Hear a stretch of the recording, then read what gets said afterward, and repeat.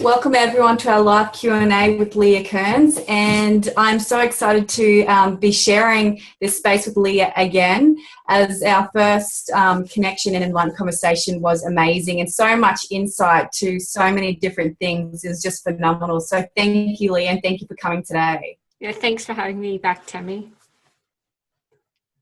Always a pleasure. So I guess, after we talked, you shared so many tips about, bringing spiritual practices into your everyday life and, starting to connect to your intuitive wisdom. I guess another aspect to what you do is bringing in knowledge from the spiritual realm and, energies and, phases that can affect us each month. And I feel too like I really connect with that, because there's always other energy and influences, like when it's cloudy and rainy, how does that make you feel? It's the same kind of feeling when you have different energies floating around that affect you as a person, especially if you're a sensitive a being. So would you like to talk about that? Yeah, I'd love to, actually. So I've got a pretty much 12-month forecast mapped out for this year, and each month I'm kind of guided to release it at a particular point. And so this month it's generally around the full moon time, because that's sort of the transition phase. It's not a Gregorian calendar transition, so it actually follows more of a energetic alignment than it does a time and space specific alignment. So if you like, I'd love to share what I've got for coming up for April to be released in my forecast I'm releasing this week. So April really is about grounding and anchoring and staying grounded. So in awareness of self, you are able to face all that is opportunity and possibility that comes to you this month. So being in awareness actually gives you that opportunity to be as the container, not the contents, right? Not be in all the stuff and be like in the washing machine of all the messiness, but rather hold the space and be able to see from the outside as an observer, unemotionally attached to things and with perspective and with the ability to move around in your perspective, which then changes the experience that you have. So bring forward your power of communication. And communication is really the key word in April as the month. So staying grounded and communication. And use your communication to extend your guiding energy to those who need it most. Be prepared for action to come through swiftly and creatively, and to be received with open hearts, comfort, and deep esteem for the depth of wisdom you are now able to access. So building on the previous months, so January was really about the flower of life. It was about cocoon stage. And a lot of people experienced the back end of last year as a real completion. 2016 was the 9-year of numerically and cycle, end of cycle, and all of this kind of stuff.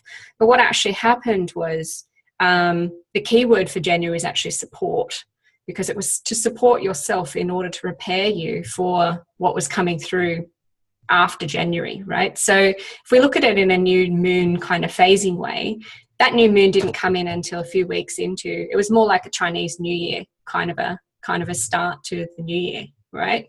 So it was a delayed start to the new year, actually. And so if you look at that new moon point, it was then supporting yourself from that point onwards. So a lot of people were still in the turmoil of what the energy of the completion year was in January. And there was a lot of people going, hey, didn't we just do this? Didn't we just, I was hanging out to the end of 2016 and now here I am 2017 and still be feeling as though I'm winding up things, or I'm still in the process of completing things. Or my personal experience was literally feeling as though all these amazing big things were sitting up there, but they weren't actually dropping in. And they weren't actually, I still felt like I was missing huge chunks of information. So then we moved on to February. And February was really about pineal activation and about setting your soul template and getting in touch with what your soul template was, right? So that's your incarnation template. It's why you're here. It's what you're here to do. So in particular, it was reaching back in to that template and connecting into those missing pieces. But it doesn't really come through in the order in which you think it's going to come in. So it was really about sitting in that space of building on the supporting yourself from January, going into that soul template and really connecting into the essence of what was in there, and then bringing through to March, which was about meditation and connecting to your higher wisdom. So you can start to see the layers building on each other, right? And this was actually a card pull that I did on the back end of last year. So I pulled these cards late December. So I'm pretty sure it was around about Boxing Day, around about then, which is usually a huge transition time for me anyway.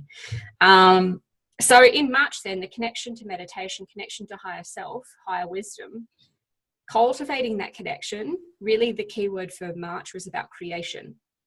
So you can see in retrospect that that's the energy that we've been building on, and that's the energy that we've been working into. But creation in terms of bringing it forward, allowing it to just sit there, right? Not necessarily move on it, not be in the yang action on it, but instead just be in the yin and just rest with it. And even though you're chomping at the bit to start whatever it is, being in that creation energy, because the creation energy is actually amplifying the more that you let it sit there. It doesn't mean don't take any action. It just means take the small steps you're guided to, rather than trying to do the big push thing and be like, oh yeah, I'm doing all the stuff. Because there was more to it. There is more to it. There is more still coming through now that's sitting as a part of it. So that brings us to April then. And April is really about, as I said, that grounding, anchoring energy and staying grounded, right? So really ensuring that your energy is fully embodied, and that if you feel as though you need to be recalling your energy on a daily basis at the moment, whether that's through interactions you've had with other people, or whether that's perhaps through projects that you've decided you've completed and you're no longer going ahead with anymore, do the active process of recalling your energy. And that can be as simple as I now sit here and recall my energy from all time space to where I sit embodied in this chair, right? It's as simple and as quick as easy as that. So you can actually say that 3 times, and there's a bit of a universal principle or law that goes around that. In the action of saying something 3 times really solidifies the intention of what it is. So vibrationally, it's the repetition actually helps to enforce or consolidate what it is that you're setting or saying. So really in April, it's about then using your communication skills. So I find that quite interesting itself, because we've got 4 planets in retrograde at the moment, right? And I'm not huge on astrology. I'll dip in and out depending on the points that I need to really understand, but I often rely on others for astrological interpretations, put it through my own filters, and then discern what is in what they've said, of the truth of it, because I can actually feel it more that way. So the 4 planets being in retrograde is really more for me about having a retrospective look. It's about, yes, not moving forward in those big decision-making ways, but still taking incremental steps to be able to move forward based on retrospective understanding. So I'll stand at my lookout point of where I am now, Wednesday, and look backwards and go, okay, well, what was it in January that had me looking at those areas that I really needed to feel into in order of cultivating that cocoon stage? What were my key things that came out of holding that space and being in that space of the cocoon, and supporting myself? And have all of a sudden, if I started dropping those support mechanisms, have I started, had all good intentions of New Year's resolutions, for instance, and now here we are in April, and man, yeah, not exercising, not doing this, not.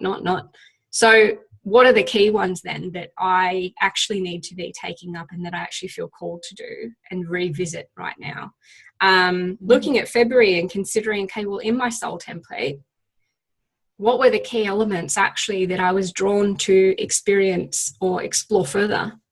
Because everything else outside of those key elements starts to just become noise.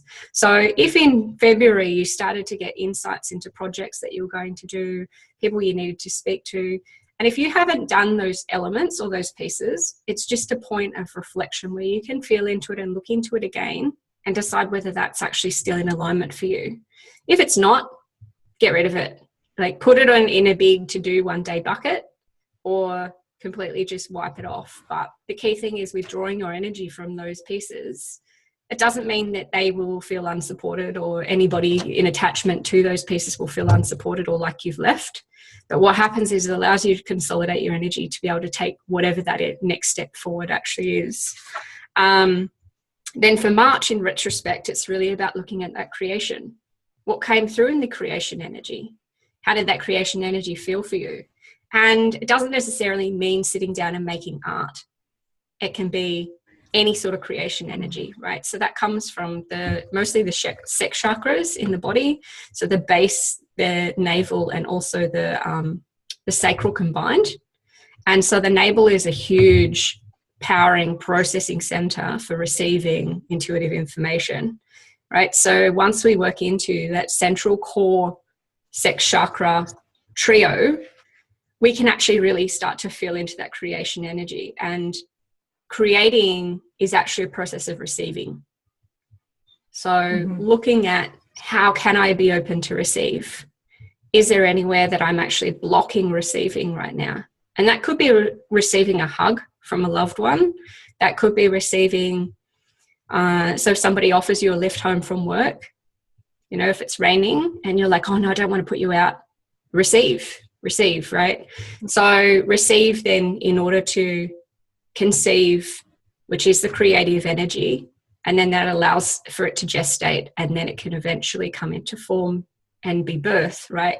But that's the process for anything, whether it's you know, there's a reason why that is the way babies come through and the way humans come into form in a real life existence, because the process of the power of creation, the power of the photons coming together in a particular pattern to then be the expression of what it is in the formed experience, it really starts with that cultivation of learning to receive and learning to then conceive, and then the creation energy on top of that. So if we look at April in regards to that, and communication being the key part, and staying grounded in our communication and staying grounded in our essence, retrospect for me for the last 4 months, it's really about communicating my ability to be in command of my own time. So I often have a lot of people getting in touch with me wanting to catch up for a chat or a coffee or whatever, this kind of thing. And I'm really discerning and feeling into the ones I'm saying yes to, because I've got 2 huge projects coming up that are quite demanding of time and demanding of energy. And it's also one of the reasons why I've decided to limit the one-to-one clients that I'm taking on also.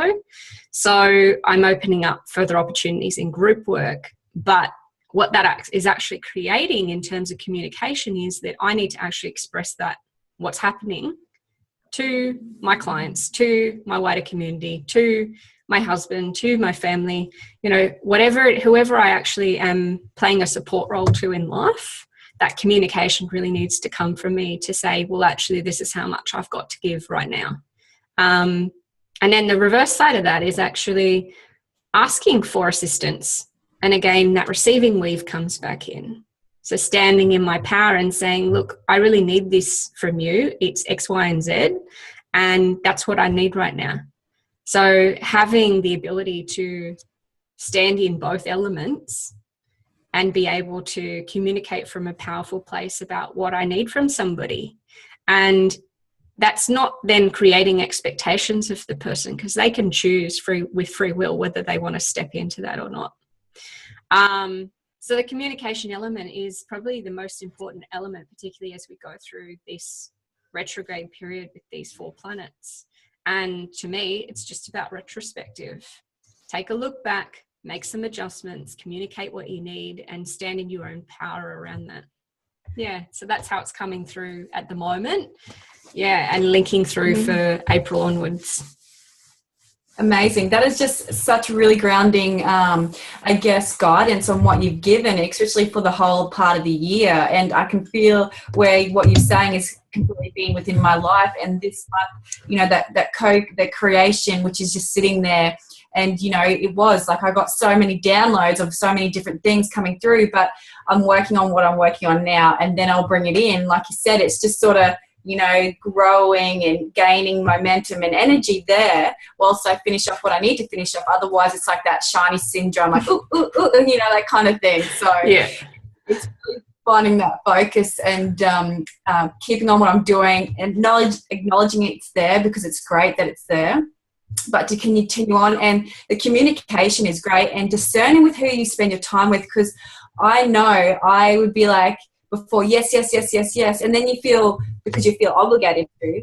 But if you're upfront straight away and letting everyone know about your time constraints, then it's not such a big deal when you just have to say for a month, listen, I'm out, you know, isn't it? You know, and we can create those boundaries for ourselves without being guilty about it. Yeah. And that's especially the bits, right? Because standing in your power with it means that you don't have the guilt. You don't have the remorse. You don't have the all the lower vibrations that go along with speaking your truth usually, right? And if you do have experience of those coming up, they're coming up for completion. So really feel into them and really feel like, well, when was the last time you let somebody down? When was the last time you felt guilt around something? You know, that's why they're coming up. They're coming up for that completion. But being able to stand in your own power and say, this is what I need for myself right now, especially I find with mums. With mums, it's a huge area, especially with like the golden children, the new wave of children that are coming in, right? Children of the stars. They're very present beings, and they're very present. They require presence, and they require 24/7 dedication, particularly like the really super baby ones, right?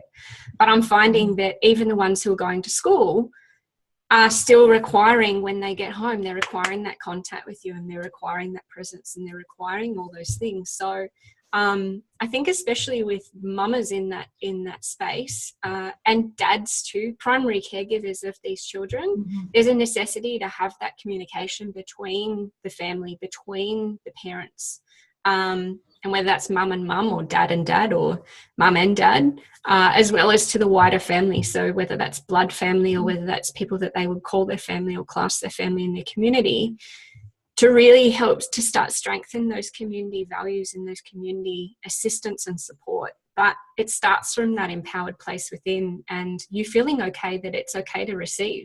It's okay to ask for help. You're happy with that, and you're comfortable with that. And I guess myself as a giver, and always have been a giver, and a lot of sensitive people are givers, right? And so coming from that place to feel as though, even though I'm asking for support, it doesn't mean that I'm going to turn into somebody that only ever takes from somebody, right? And that then actually gives me power, gives me permission to be able to ask. Because sometimes it's very easy to think, oh, I don't want to end up like blah, blah, who it might be somebody that you just feel is constantly taking from you all the time, right? And again, all of that's just perception, the give and the take stuff. But it's actually creating opportunities in your life for you to stand in your own power, and for you to actually practice receiving. It's a practice. It's a life practice, right? Practice receiving, practice being in a space of beyond gratitude. It's appreciation, right? And to appreciate and honor those that are supporting you, and, you know, and in vice versa. And when you start cultivating and practicing that behavior for yourself, you'll notice the ripple effect. And others, you'll find, will start saying, oh, thanks so much for emptying the dishwasher. Thanks so much for, you know, making sure that the kids had clothes this week. You know, so when we start to do that for ourselves, it gives other people permission to do the same. So yeah, I'm finding it's a huge practice at the moment, that's for sure. Oh, thank you so much for sharing. That is just amazing. And that you picked on mum a lot. No, you didn't pick on, you picked up on on mums is just phenomenal, because that's exactly who I focus on as well, but who really have a massive struggle, women in general, on receiving and asking for help, especially because of societal expectations, on self expectations, all that kind of stuff. So it's really the message is so strong this year is to let that go. let go of those silly expectations that only create anxiety, depression, suppression, all that kind of stuff. And when we finally allow ourselves to co-create, because that's what we're doing, we're co-creating our life with others. If that means getting a cleaner in, getting someone to do cooking, and like you said, helping out with those chores and things that you can't do. And even in your business, getting people to come and help you with your business. It's all about letting that yourself receive that help. Even though you're asking for it, you still need to receive it and come from a place of knowing that's okay, because that's how we are meant to function, is in a co-creative state. Not this individualized, by ourselves, we need to be perfect kind of thing. It's not that at all. And I've really opened up to that this year, and it's made such a difference. Yeah, definitely, Tammie. And I think there's one key other element that I want to mention that's really streaming in the collective at the moment, and that's around actually feeling as though, we're actually on the precipice of a huge gateway, and a lot of us are being called to step into the work that perhaps once we felt was so far away or so distant away, right? And this work can sometimes feel like it's huge. This is life's work for many of us, and they're huge bodies of what we're going to create. They're huge transformation pieces. They're massive in terms of scale and what's to come of them. They're quite large, and I really want to say that in this time of transition, and it's interesting because it flows on from the mama stuff as well. Because the element that I picked, I've just opened the I Ching while you were speaking. And I Ching is like a Chinese philosophy of stages and transition points, and it's really an energetic guidance system, I suppose. And whether you use astrology, numerology, they're all divination tools, right? They're all to help to find some semblance of translation to what's actually happening. And I use them more to focus the message than I do the exact message. So there is something that I want to read out of here in particular, and I don't even know what it is yet because I literally just picked it while you're talking. But I know that in this message, there's going to be something that's around supporting yourself through this massive transition, and this, it's almost like the eye before the storm. It's this sense of calm, but at the same time, it's a really heightened anxiousness, because anxiety is attached to future expectations, right? Or future awareness, future knowledge of receiving of energy and information. So when we can actually rest on into anxiety and understand that it's information coming through to alert us that there is something coming, and just to be prepared, and just to get yourself into a situation where you're well, where you're functioning as best as you possibly can, where you're having some time out for yourself, or taking at least 5 minutes in the day to have a cup of coffee, or that kind of thing. But I'll see if I can show you. It's the ton hexagram. So if you just see the symbol there, it's the 33rd key. And what it's actually about, is it's about a symbol of retreat, right? So in the retreat, it's really to do with ensuring that in the time of transition, you're coming back to the quiet space within, and being able to rest back into the container of who you are, who you really are, right? Your natural essence, and rest into it as part of the collective. So it's not only you in that energetic space, right? You're supported whether you want to cerebrally or intellectually believe or not, by many others who are doing the same at this point in time. And the collective is being asked to rest back in the yin energy, to prepare to step into the yang, right? To prepare to step into the action energy. So resting back into restorating yourself, being in a space of calm, being in a space of being clear to be able to receive. And then all of a sudden you'll get a tap on the shoulder.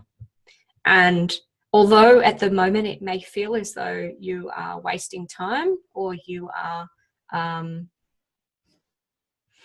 not creating as quickly as you're feeling the urge to, because when you're on a soul calling path in life, an urge kicks in, right? And it's like, do this as quickly as possible in the best, easiest way you can, right? And so a lot of us will feel that urge and that push. And this particular gateway is just asking us to rest back for a little bit longer and ensure that we're fully restored, ensure that we're fully retreated inwards, to be able to then step out when we get the tap on the shoulder to start working into these big pieces of the puzzle. And when we do, we're doing it collectively. We're doing it with the collective energy behind us, which is why we're being asked to lean back into the collective energy as rest at the moment. Is there anything else I want to say? I just have to say I got goosebumps. That was ridiculous. And especially because I'm actually just got off a phone call for retreats to create this space for other people to do so. I was like, oh. Yeah. But it's that word. It's that word that keeps coming, the retreat, the back in, the nurturing of self. And as we nurture ourselves, we then nurture the relationships in our lives, you know, especially with our families, which we seem to lose, especially in the modern society that we live in, that we're so connected to, you know, so many devices and stuff, we lose that connection. So if we give that time to retreat into ourselves, to honor our every being, take time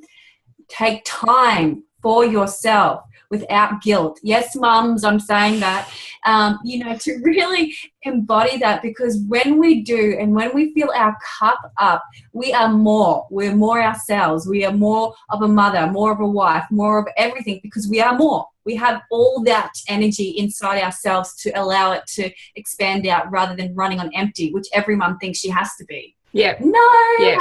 And there was a huge thing this morning that dropped in for me, actually, Tammie, and that was around, because I often have a lot of clients who are mums and they're like, yeah, but Leah, how can I make my spiritual practice in life? How can I actually, you know, I don't have time for half an hour meditation in the morning. And my big thing is, I'm not interested in getting you to take chunks of blocks out of your day specifically for you, right? I'm interested in you translating the stuff that is your everyday life into opportunities and moments for you.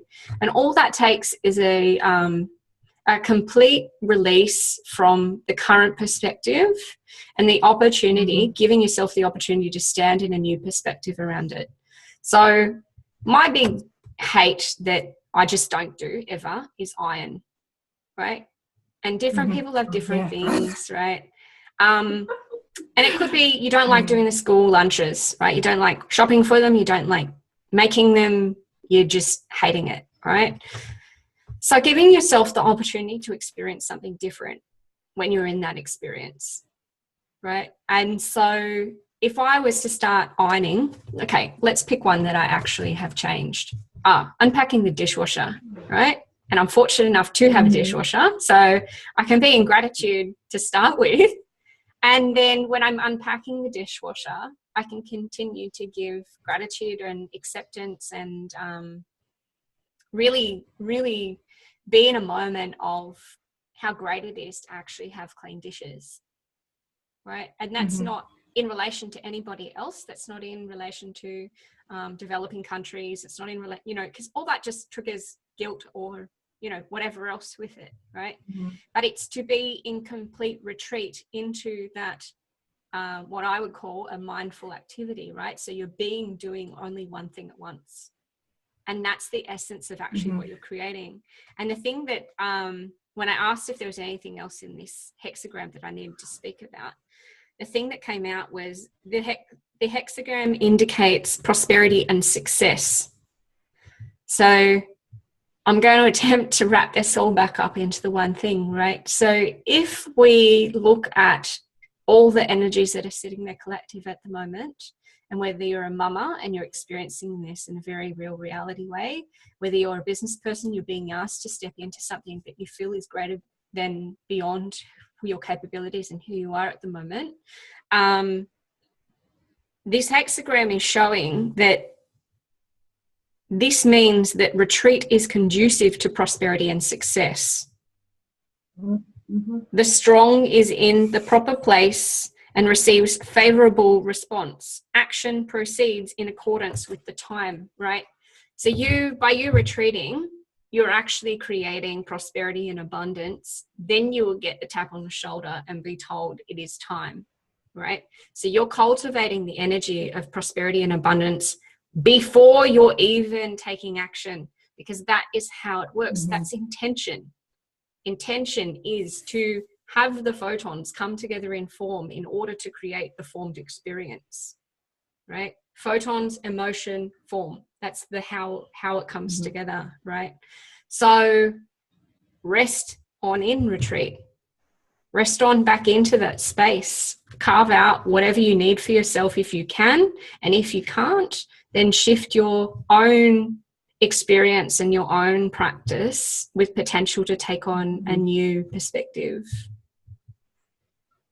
I have to say one more thing, because that was just phenomenal. I honestly had a conversation last night with a woman who came to a choir class, and then even today, is that women and mothers who don't have time for themselves and they time poor, all that kind of stuff, you're making a choice to keep creating a life. You're creating your own reality, and as you allow that to be your reality, you keep it flowing in that circle, in that cycle.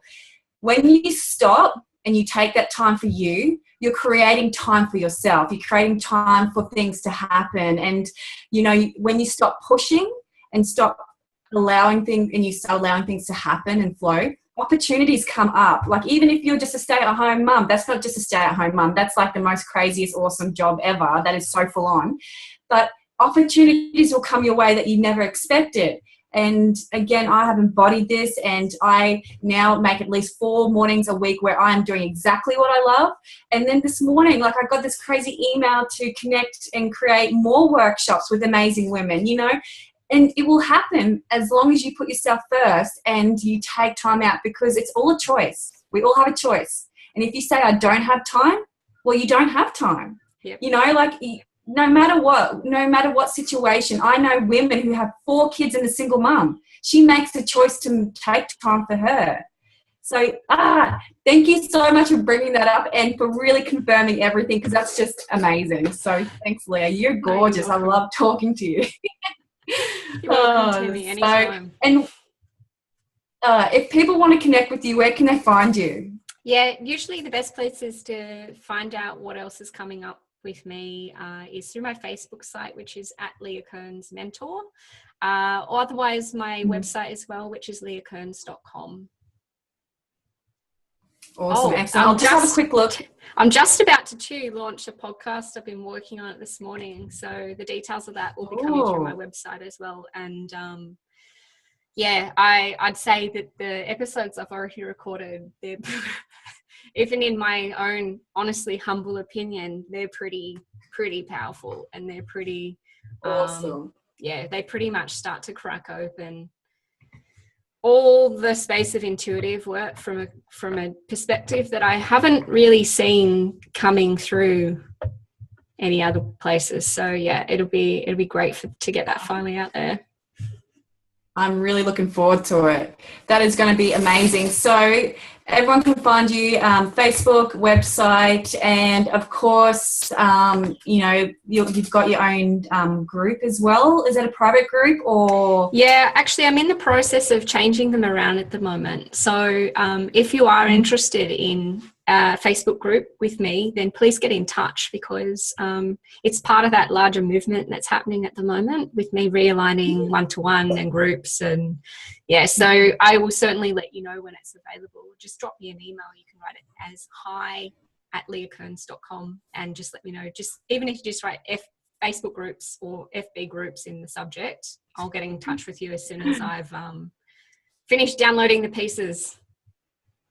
Awesome. Wonderful. Well, thank you so much again, Leah, and I hope you have an amazing Easter. And I cannot wait to listen to your podcast and your webinar and all that kind of thing, because you have so much amazing knowledge to share. So thank you very much. Thank you, Tammie. Mwah.